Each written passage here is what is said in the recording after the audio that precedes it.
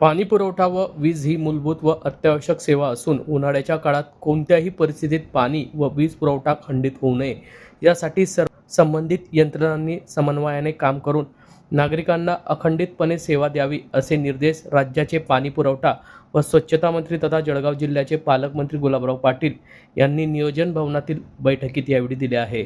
आज दिनांक 17 एप्रिल रोजी दुपारी 1 वाजता नियोजन भवन येथे आढावा बैठकीचे आयोजन करण्यात आले होते। या प्रसंगी पाणी पुरवठा व स्वच्छता मंत्री गुलाबराव पाटील, मंत्री संजय सावकारे, आमदार चंद्रकांत सोनवणे, आमदार अनिल पाटील, आमदार अमोल जावडे, जिल्हाधिकारी रोहन गुगे, जिल्हा परिषदेच्या मुख्य कार्यकारी अधिकारी करिश्मा नायर, निवासी उपजिल्हाधिकारी वैशाली चव्हाण, उपमहापौर मनोज चौधरी यांच्यासह जिल्ह्यातील सर्व नगर परिषदांचे नगराध्यक्ष व उपनगराध्यक्ष यांची यावेळी उपस्थिती होती।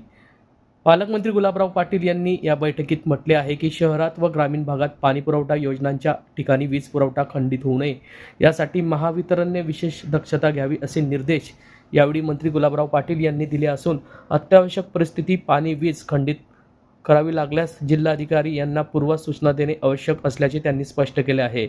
टँकरद्वारे पाणी पुरवठा होत असलेल्या भागांमध्ये वीज पुरवठा सुरळीत राहण्यासाठी उपाययोजना करण्याच्या सूचना यावेळी पालकमंत्री गुलाबराव पाटील यांनी या बैठकीत दिल्या आहे।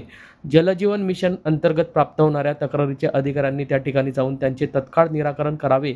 महावितरणकडील वीज जोडण्याअभावी काही पाणी पुरवठा योजना रखडल्या असल्याचे निदर्शनास आणून देत त्या तातडीने सुरू करण्याचे निर्देश देऊन अनधिकृतपणे पाणी उपसा होत असल्याच्या अशा ठिकाणी पाणी मोटर कनेक्शन तत्काळ बंद करावे असे निर्देश पालकमंत्री गुलाबराव पाटील यांनी या बैठकीत दिले आहे।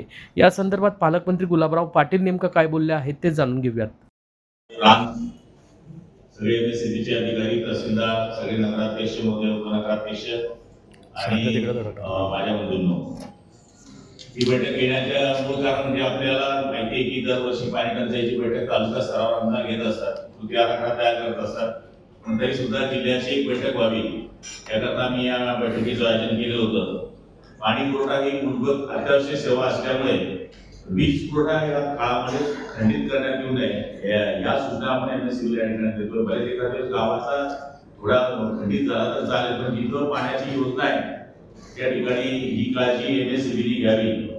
पाणी वीज अखंडित करण्याच्या पूर्वी जर एकदम अर्जन्सी असली तर कलेक्टर महोदयांना याची सूचना दिली पाहिजे की या ठिकाणी अशा पद्धतीचं आहे, विनाकारण त्याच्यामुळे उद्रेक होतो आणि लोक रस्त्यावर उतरतात। टँकरद्वारे काही ठिकाणी पाणी नेणार असाल तर तिथे सुद्धा विजेच्या बाबतीमध्ये मदत करण्याची गरज आहे।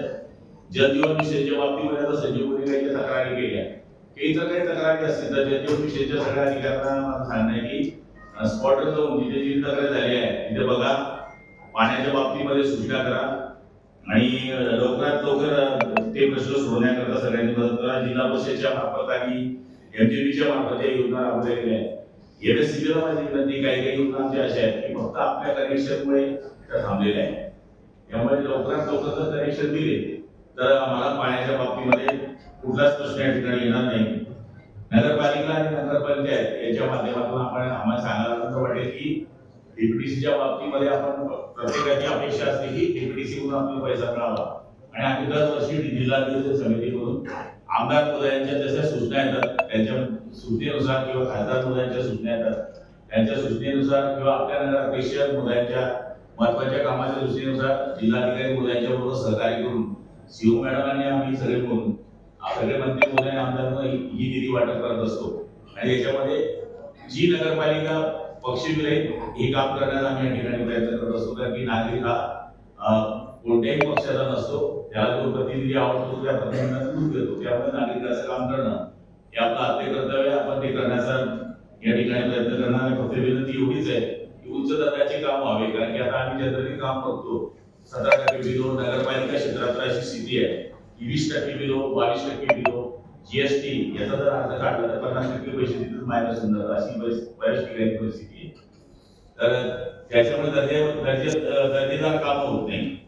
तर आमची विनंती आहे सीओ महोदयांना की हे जे कॉन्ट्रॅक्टर आहे बऱ्यापैकी ठरलेले कॉन्ट्रॅक्टर आहे हे बिलकुल 17% 20% भरतात आणि त्याच्यामध्ये जीएसटी म्हणजे तो करेल काय काम, गावाचं काम करण्यानंतर ते काम त्या दर्जाचं राहत, त्याच्याकडे लक्ष द्यावं।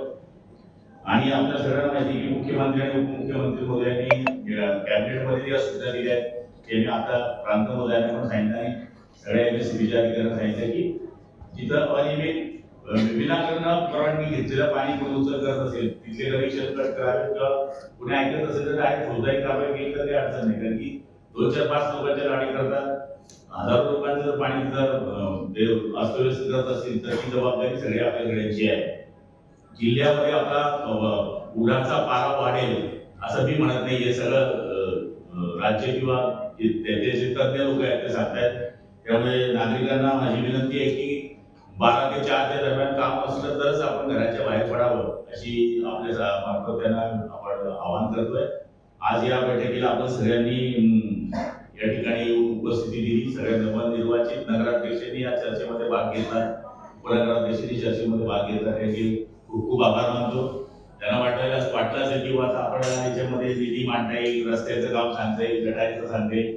गटर वॉटर मीटर हा आपला संबंधितच विषय आहे, पण आजची मीटिंग ही पाण्याची असल्यामुळे आणि एमएससीबीची असल्यामुळे आपण पुढच्या बैठकीमध्ये आपल्या विकासाच्या बाबतीमध्ये सुद्धा आपल्या सूचना ज्या आहेत त्या क्रमप्राप्त करण्याचा प्रयत्न करू. आपल्या सगळ्यांचे खूप